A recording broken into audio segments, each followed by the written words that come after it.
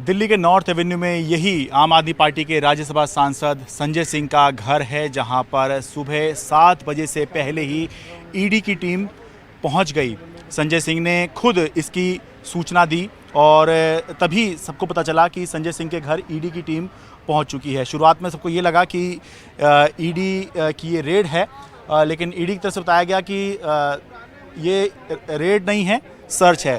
तकनीकी भाषा में आप कुछ भी कह लीजिए, लेकिन ईडी की टीम जो है सुबह 7 बजे से पहले ही इस घर पर पहुंच गई थी और अभी संभव है कि जो डॉक्यूमेंट्स या जो भी चीज़ ढूंढने आई है ईडी की टीम अंदर, इस समय वो ढूंढ रही हो। और बाहर देखिए जो सिक्योरिटी है ईडी की टीम के साथ में, वो अभी तैनात है, क्योंकि जब सर्च चल रही है तो उस दौरान कोई भी जो है अंदर बाहर जाने की इजाज़त नहीं होती है किसी को भी।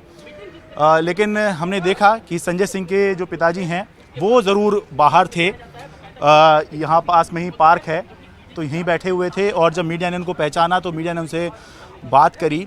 तो जब वो मीडिया से बात कर ही रहे थे, उनका ये कहना था कि वो पूरी तरह से सपोर्ट करेंगे, जांच में सहयोग करेंगे। तो उसके बाद में ईडी की टीम उनको भी घर के अंदर ही ले गई। सुबह 7 बजे से ये जो सर्च है चल रही है और उसके बाद में अब यहाँ पर जाहिर सी बात है मीडिया का तो जमावड़ा सारा है ही, लेकिन आम आदमी पार्टी के वॉलंटियर्स और नेता भी अब इकट्ठे होने शुरू हो गए हैं।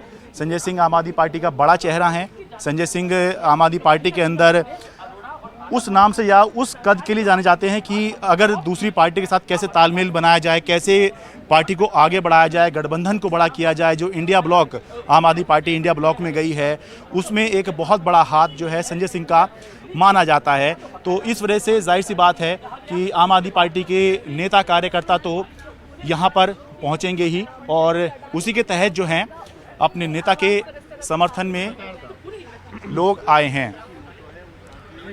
पूर्व विधायक हैं हमारे साथ में नितिन त्यागी। संजय सिंह का जब रेफरेंस आया है ईडी की चार्जशीट में, तो पूछताछ तो हो ही सकती है उनसे, इसमें क्या गलत है जी?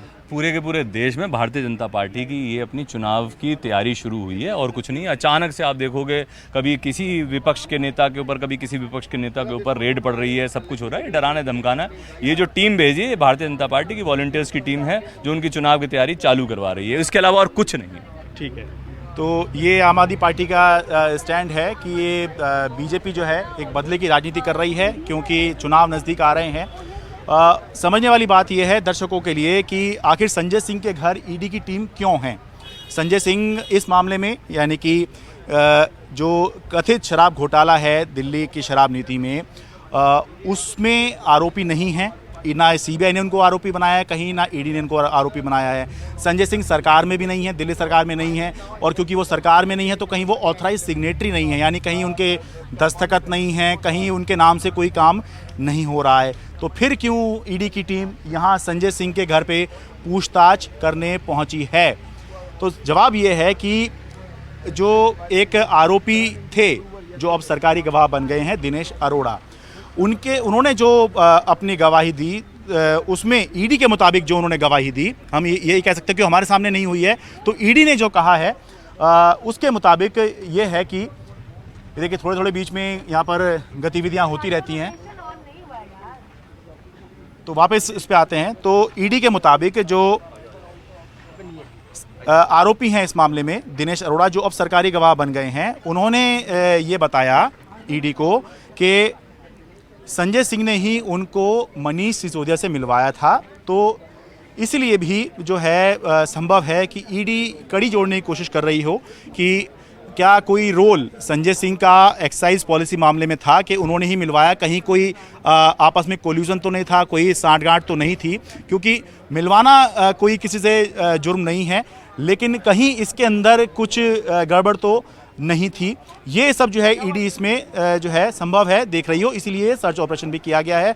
एक और रेफरेंस आया संजय सिंह के नाम का, जहां ये बात की गई कि एक फंड रेजिंग प्रोग्राम किया गया था जिसमें कई लाख रुपए जो है आम आदमी पार्टी को चंदा दिल्ली चुनाव के समय में सबने इकट्ठे करके दिया है। तो उसमें भी दिनेश अरोड़ा उसके अंदर शामिल थे। तो अब ये क्योंकि बात जो है दिल्ली चुनाव के समय की, दिल्ली चुनाव था 19 के आखिरी में या 2020 के शुरू में, ये दिल्ली चुनाव खत्म हो गया था, तो एक्साइज पॉलिसी उसके बाद का मामला है। तो क्या इस पॉलिसी से कोई लेना देना हो सकता है? पहली नज़र में मामला नहीं दिखता है, लेकिन रेफरेंस आया है कि दिनेश अरोड़ा ने ऐसा ऐसा बताया, जो कि ईडी के मुताबिक अब गवर्नमेंट अप्रूवर सरकारी गवाह बन गया है। तीसरा एक रेफरेंस संजय सिंह का आया था कि जिसमें ये कहा गया था कि किसी को अपनी दुकान एक जगह से दूसरी जगह शिफ्ट करानी थी, तो उसने संजय सिंह से बात कर ली, संजय सिंह ने मनीष सिसोदिया से बात करी और दुकान जो है चेंज हो गई। लेकिन जब संजय सिंह ने मानहानि का नोटिस भेज दिया तो ईडी पीछे हट गई। शायद इतिहास में पहली बार ऐसा हुआ था कि किसी नेता ने ईडी के डायरेक्टर को मानहानि का नोटिस भेज दिया हो। तो इस नोटिस के बाद ईडी पीछे हटी, ईडी ने अपनी गलती मानी और ये कहा कि ये पर्टिकुलर इस मामले के अंदर, ये जो दुकान एक जगह से दूसरी जगह शिफ्ट करने की बात है, शराब की दुकान, तो इसमें राहुल सिंह के नाम की जगह संजय सिंह का नाम लिख दिया गया था। राहुल सिंह जो कि एक्साइज कमिश्नर हैं, तो संजय सिंह का नाम लिख दिया गया था। तो उन्होंने अपनी गलती उसमें मानी। राहुल सिंह तो एक्साइज कमिश्नर हैं, तो उनसे ही तो बात करेगा कोई भी व्यक्ति, तो इसके अंदर संजय सिंह का नाम नहीं था, ये उन्होंने गलती मानी। लेकिन बाकी के जो उन्होंने कहा कि रेफरेंस हैं वो अपनी जगह पर सही हैं। तो संजय सिंह आरोपी नहीं हैं, लेकिन क्या कोई रोल उनका हो सकता है? क्योंकि दिनेश अरोड़ा को उन्होंने ही, मनीष सिसोदिया जो आरोपी नंबर 1 हैं इस मामले के अंदर, उन्होंने ही मिलवाया था। तो क्या कोई रोल हो सकता है? ये ईडी जो है देख रही है। और इसी के तहत संजय सिंह के जो और करीबी सहयोगी हैं, अजीत त्यागी, सर्वेश मिश्रा और विवेक त्यागी, इनके ऊपर ईडी पहले ही मई के महीने में रेड कर चुकी है और उसके बाद अब जो है ईडी संजय सिंह के यहाँ सर्च ऑपरेशन चला रही है।